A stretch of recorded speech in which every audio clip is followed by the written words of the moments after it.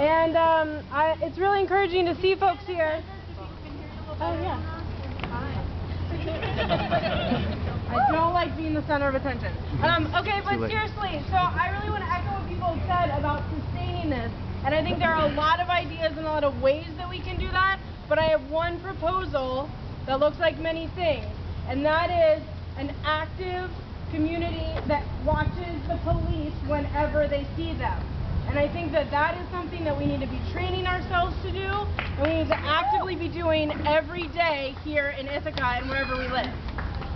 I think that part of that is also coming up with alternatives to ever calling the police whenever we don't have to.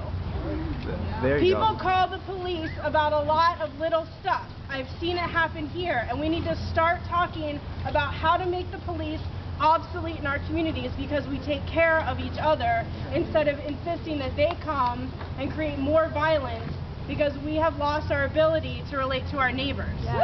Very good.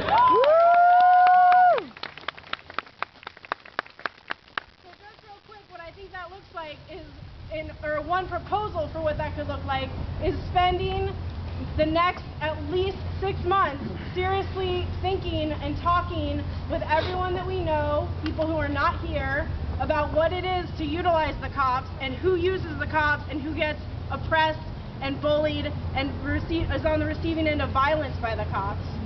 To talk about that, to put information out into the world about that, and to build into looking at, maybe in the spring, maybe in the summer, really coming together and training ourselves on how to make the cops something that is not a force that we use in this town, that it's something that we watch and we protect our friends and our neighbors from, and we start building alternatives. And I know that that's a long-term process, but to be perfectly honest, if we're not in this for the long haul, then we're just going to be back here again and again and again and again.